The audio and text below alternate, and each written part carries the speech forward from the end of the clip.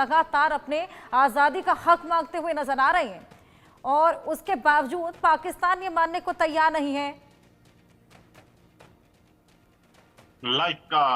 आप किस तरह का क्या क्या कहना चाह रहे हैं? पाकिस्तान क्या मानने को तैयार? ये मानने को हमें तैयार नहीं है कि पाकिस्तान ने ये कायराना हरकत जो अंजाम दी थी पहलगाम में।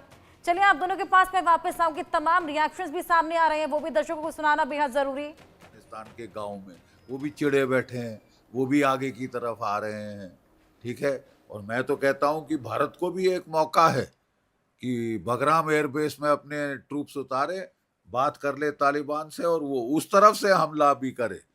जब यहाँ से भी हमला, इधर से भी हमला, समुद्र से भी हमला, पहाड़ों में भी हमला, चौतरफे हमले से घेर के इनकी इनकी जो है खाट खड़ी की जाए। अब ये समय आ गया है और इनके ठंडे पसीने छूट रहे हैं, इसमें कोई शक नहीं। लेकिन पाकिस्तान के नेताओं ने न्यूक्लियर धमकी देने की, अरे साहब, न्यूक्लियर धमकी कब नहीं दी है?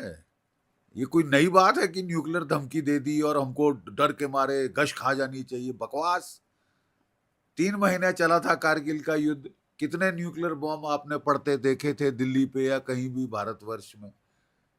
3.5 साल चल गया है रशिया यूक्रेन युद्ध। रशिया सबसे बड़ी न्यूक्लियर पावर है, कितने न्यूक्लियर बॉम्ब फायर किए हैं उसने कीव के ऊपर या किसी और यूरोपीय मुल्क के ऊपर।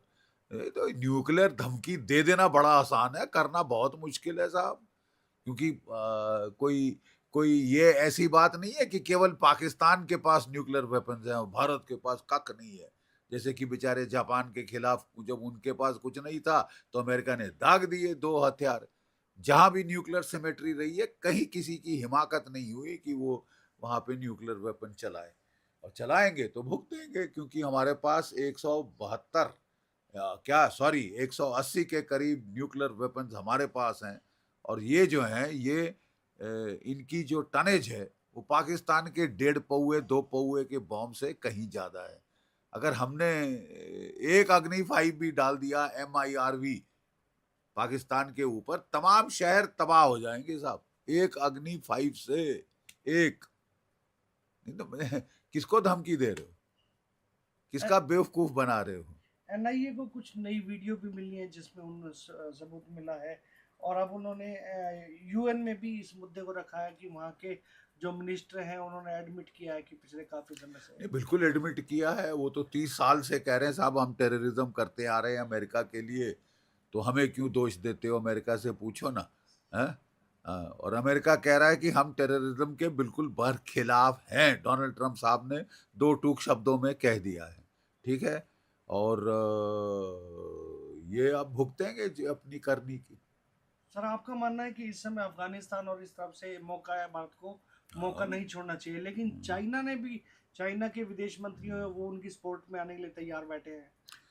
देखिए, पहले तो चीन ने पंगा लिया था लद्दाख में पाकिस्तान के रोने पे, मेरे आका मुझे बचाओ। जब हमने बालाकोट एयर स्ट्राइक करी थी तो रोता हुआ चीन के पास गया था पाकिस्तान, और उस वक्त चीन ने लद्दाख में मिलिट्री एक्सरसाइज करी थी। हम आप सब जानते हैं 2020 में कोविड के दौरान, ये कोविड की बीमारी फैला के उसने समझा कि सब कमजोर पड़ गए हैं और मैं चढ़ जाऊंगा, ठीक है साहब।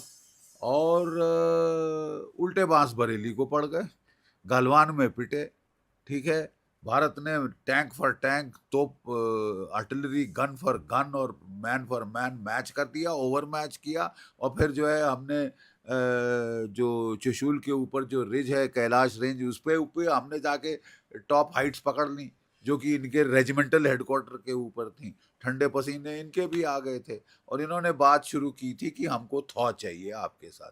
क्यों थॉ चाहिए? क्योंकि अमेरिका हाथ धो के इनके पीछे पड़ गया, हाथ धो के इनके पीछे पड़ गया। इनको ताइवान की तरफ देखना है, इनको साउथ चाइना सी की तरफ देखना है, फिलीपींस की तरफ देखना है, वियतनाम की तरफ देखना है, जापान की तरफ देखना है। तो रक्षा विशेषज्ञ GD बख्शी को आपने सुना, तमाम बयान देते नजर आए। पाकिस्तान पर चौतरफा हमला करे भारत, पाकिस्तान की खाट खड़ी कर देंगे, हम पाकिस्तान के न्यूक्लियर बम से नहीं डरते। ये तमाम बड़ी बातें GD बख्शी बोलते हुए नजर आए। पहलगाम अटैक के बाद से देश भर में आक्रोश है और उसी बीच GD बख्शी का ये बेहद बड़ा बयान, जो कि पहलगाम अटैक को निंदनीय बताते हुए ये तमाम बातें बोलते हुए नजर आए। पाकिस्तान पर चौतरफा हमला करे भारत। ऐसे में पाकिस्तान में न्यूक्लियर अटैक का दम नहीं है। जिस न्यूक्लियर अटैक की लगातार पाकिस्तान धमकियां दे रहा है उसका दम पाकिस्तान में नहीं है। ये तमाम बातें जीडी बख्शी बोलते हुए नजर आए। हमारे साथ टीपी त्यागी जी और नौखेत जी लगातार जुड़े हैं, उनसे बातचीत करेंगे। टीपी त्यागी जी, सबसे पहले मैं आपके पास आऊंगी। हम देख रहे हैं किस तरीके से बौखलाहट पाकिस्तान में देखने को मिल रही है। कभी सीज फायर का वायलेशन कर रहे हैं, कभी गीदड़ भपकियां दे रहे हैं, कभी परिवारों को विदेश भेजा जा रहा है। साफ तौर पर यह नजर आ रहा है कि पाकिस्तान खासा खौफजदा है, तनाव का माहौल वहां पर बना हुआ है। जी बिल्कुल ठीक कह रही हैं आप। पाकिस्तान ने मोबिलाइजेशन किया, 45,000 सिपाहियों को LOC पे भेज दिया, वो भी सिविल कपड़ों में। मोबिलाइजेशन बजाय मिलिट्री गाड़ी के सिविल गाड़ियों में किया।